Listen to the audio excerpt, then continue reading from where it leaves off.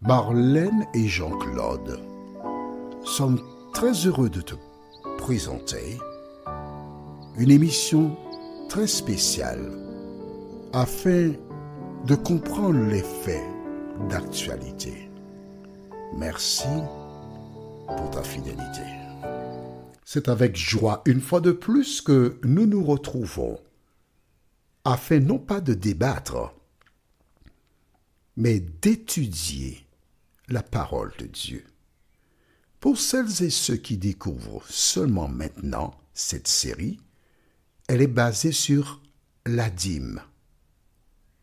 Je rappelle que quelle est la réponse? Point d'interrogation, le chiffre 2, n'est pas une étude sponsorisée par une église quelconque.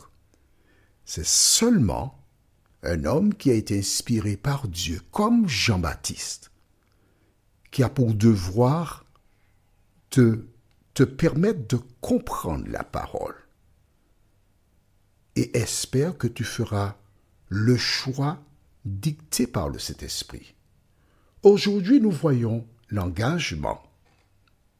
Nous avons une référence biblique, Genèse 28, versets 10 à 22, mais nous lirons aussi dans le chapitre 26, les versets 3 à 6. Juste avant, prions. Nous voici à nouveau, Seigneur, en ta présence pour découvrir la vérité.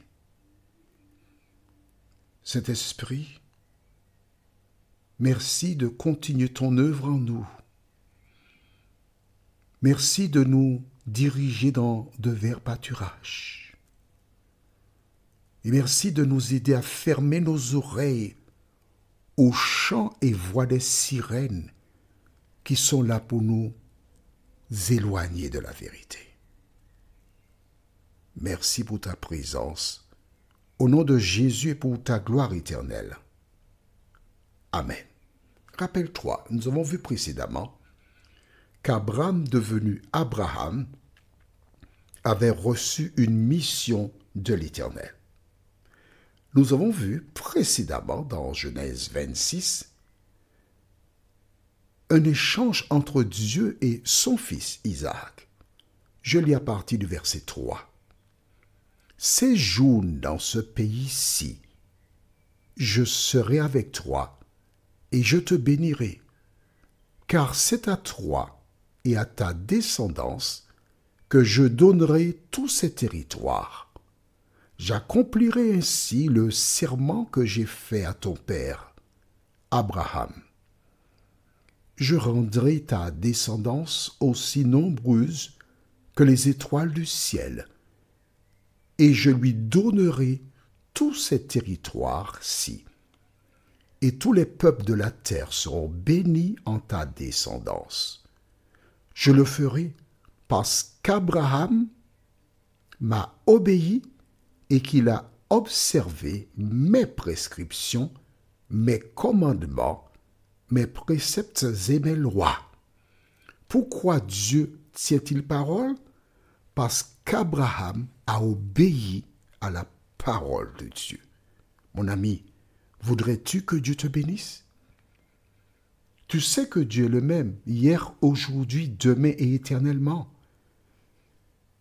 Et lorsqu'il a mis en place le système et qu'il a inculqué à Abraham de rendre la dîme, il ne peut pas dire une chose un jour et changer demain, parce que Dieu ne change pas. Alors, Abraham a eu un fils, Ismaël, en dehors du plan de Dieu, puis, selon le plan de Dieu, un fils, Isaac. Ce dernier a eu des jumeaux.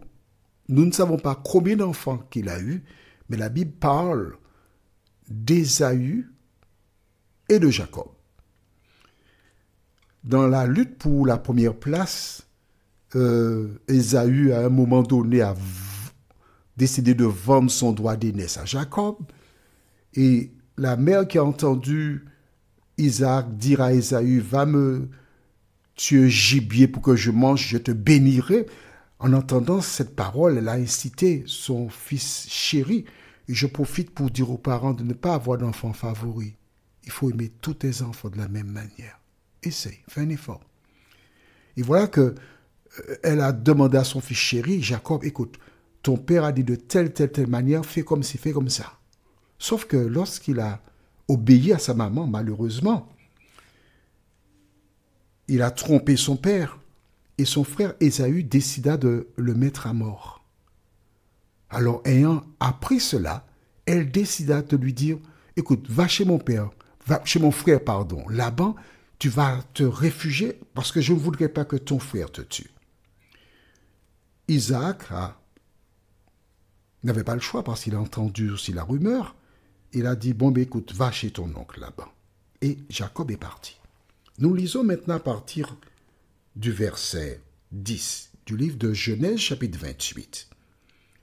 Jacob partit de Beersheba et prit la direction de Charan. Arrivé à un certain endroit, il y passa la nuit car le soleil était couché. Il prit une pierre dont il fit son oreiller et il se coucha à cet endroit. Il fit un rêve. Une échelle était appuyée sur la terre et son sommet touchait le ciel. Des anges de Dieu montaient et descendaient par cette échelle. L'Éternel se tenait au-dessus d'elle et il dit, « Je suis l'Éternel, le Dieu de ton grand-père, Abraham, et le Dieu d'Isaac. La terre sur laquelle tu es couché, je te la donnerai à toi et à ta descendance. Ta descendance sera pareille à la poussière de la terre. Tu t'étendras à l'ouest et à l'est, au nord et au sud, et toutes les familles de la terre seront bénies en toi et en ta descendance. Je suis moi-même avec toi. Je te garderai partout où tu iras, et je te ramènerai dans ce pays, car je ne t'abandonnerai pas tant que je n'aurai pas accompli ce que je te dis. » Jacob se réveilla et se dit, « C'est certain, l'Éternel est dans cet endroit, et moi, je ne le savais pas. » Il eut peur et dit, « Que cet endroit est redoutable. C'est ici que se trouve la maison de Dieu. C'est ici que se trouve la porte du ciel. » Jacob se leva de bon matin. Il prit la pierre dont il avait fait son oreiller, en fit un monument et versa de l'huile sur son sommet. Il appela cet endroit Béthel, mais la ville s'appelait auparavant Luz.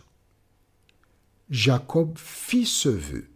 « Si Dieu est avec moi et me garde pendant mon voyage, s'il me donne du pain à manger et des habits à mettre, et si je reviens dans la paix chez mon Père, alors l'Éternel sera mon Dieu.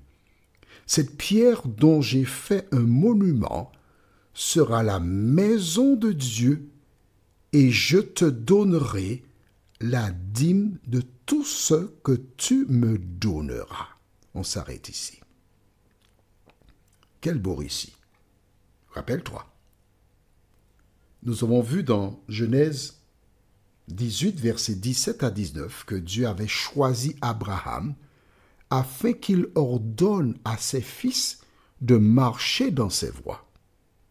Plus tard, nous avons vu dans le livre de Genèse, chapitre 26, versets 3 à 6, quand Dieu s'adressa à Isaac, le fils légitime d'Abraham, il lui a dit, « C'est parce que ton père a marché dans mes voies, je serai avec toi, tu n'as rien à craindre. » Et maintenant, voici Jacob, petit-fils d'Abraham, qui fuit son frère Ésaü.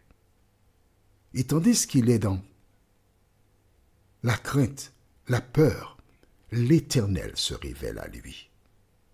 Toi qui m'écoutes, quel que soit ce que tu traverses, l'Éternel se trouve près de celles et ceux qui ont le cœur brisé. Et Dieu lui dit, n'aie pas peur, je suis avec toi. Je suis le Dieu d'Abraham, ton grand-père, sous-entendu, forcément, de ton père Isaac. Je te ramènerai. Tu n'as rien à craindre pour ton avenir. Et quand Jacob entend ce récit, que se passe-t-il? Il fait un vœu à Dieu. Nous lisons le verset 20. Jacob fit ce vœu.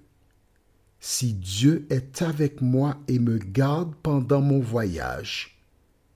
Première chose, si tu me gardes, me protèges. Deuxièmement, s'il me donne du pain à manger et des habits à mettre. D'accord? Et troisièmement, si je reviens dans la paix chez mon Père, alors l'Éternel sera mon Dieu. Qu'est-ce que tu comprends là? Que cet homme qui fuyait la demeure de son Père n'avait pas accepté Dieu comme son Dieu. Est-ce que tu es d'accord? Mais c'est ce qui est marqué là. Il ne faut pas me dire autre chose, hein? D'accord? Tu n'es pas un cancre, tu es un bon élève. Il dit, si tu fais ça pour moi, tu seras mon Dieu. Je choisis de t'adorer toi et aucun autre Dieu. Tu vois donc qu'Abraham avait donné la marche à suivre à Isaac, qui à son tour avait donné la marche à suivre à son fils.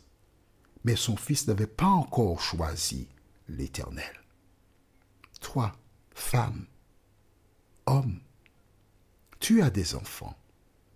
Tu as fait de ton mieux pour leur présenter Jésus.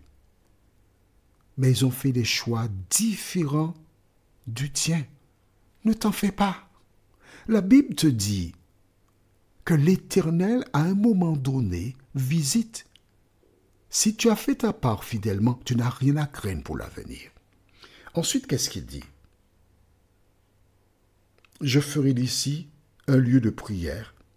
Mais il achève en disant, je te donnerai la dîme de tout ce que tu me donneras. C'est-à-dire que de moi-même, je ne peux rien faire. Mais c'est toi qui me donnes. Je te donnerai la dîme. Voilà donc pourquoi Abraham, Isaac, Jacob ont donné la dîme. Que penses-tu? Ou du moins, c'est ce que Dieu a donné et ils ont suivi. Que dois-tu faire? C'est le Saint-Esprit qui t'aidera à prendre la bonne décision. Prions notre Seigneur et notre Dieu. Merci. Merci parce que la parole nous inculque que tout ce qu'une personne possède,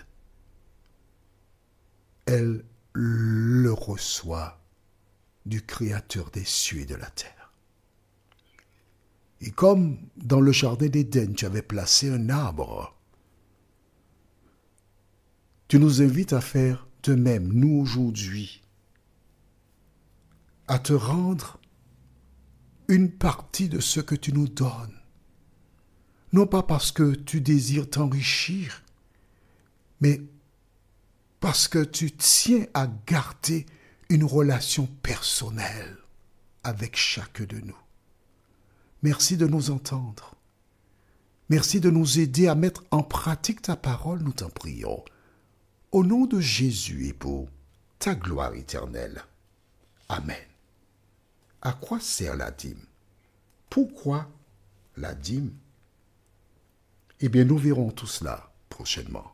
Il me tarde de te retrouver. Que l'Éternel continue de répandre sa paix sur toi. Nous sommes parvenus au terme de notre réflexion. Si d'aventure tu as une question, il te suffit d'envoyer un message par le biais de WhatsApp au numéro suivant, plus 596 696 88 93 93. Et alors Jean-Claude, moi, je me ferai un réel plaisir de répondre à ta question.